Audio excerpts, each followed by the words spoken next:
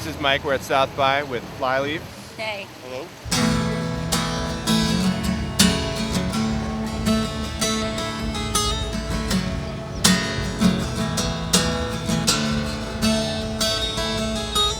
We heard you just came back from a wild trip to Africa. Yeah, it was amazing. We went to Rwanda. 14 years ago, they had a genocide there. 800,000 people were killed, and we got to see the aftermath of the community. My life has completely changed forever by the experience.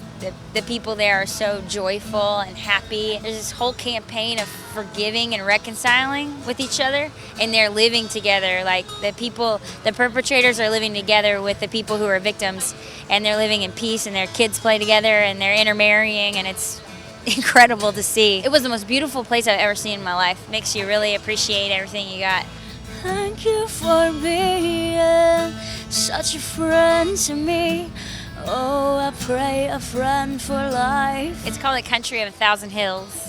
And now 1,000 smiles. Yeah, because their kids are like, they don't see white people very often. So every time they saw us, the kids would come out to the street and run real fast and wave, and they'd go, Mzungu, Mzungu. That means white person, white person. And they would wave, and if you waved at them, they got so excited. How to tell you what I feel? I'm contemplating phrases. When you come out of that, there's not really a lot of, kind of makes you, feels like you've been put in your place, and it feels like you need a lot of time to go over the things that are important to you and what you do talk about, and whether you're just using idle words all the time, and you know how that can be dangerous or time wasting, you know. It's that feeling of speechlessness and almost like you need time to be respectful of what you just experienced. I'm gazing at eternity.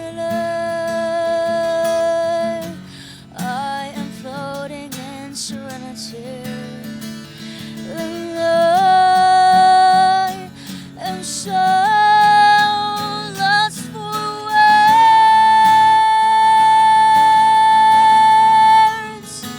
And I am so overwhelmed.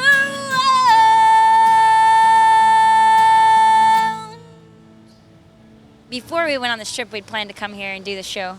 And if they had asked us right after, we probably would have said no, because of the difference, the stark difference in the time we need to like process everything. But we did want to come here because we wanted to play for Austin that we haven't played for in a long time. It's our hometown. It's where we started. It's where we met everybody that helped us get where we are now, and it's kind of like a homecoming in a way. What are you hoping your fans get from your next record now? We want to be honest.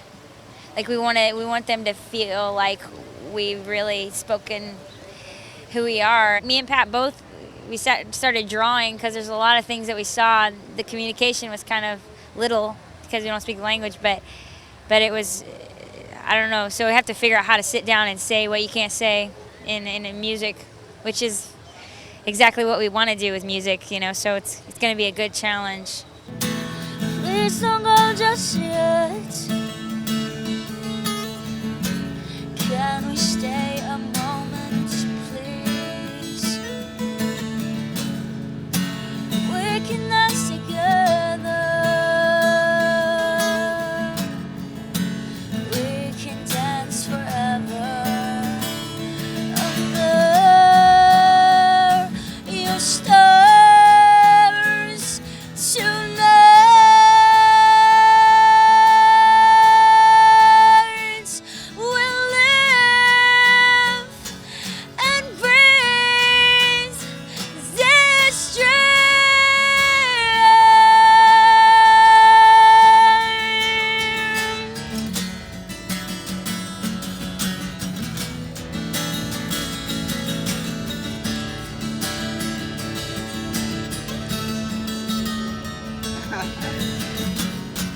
We just want to make sure that we show our hearts enough where people feel like there's hope, and same thing that we've been doing. I want to be honest with how, I don't know, it's going to be different since we've matured a lot and we've experienced a lot of new things, so I think that'll really come through in the writing. Hey, I'm Lacey. And I'm Jared. And we're Flyleaf, and you're watching Blender.com.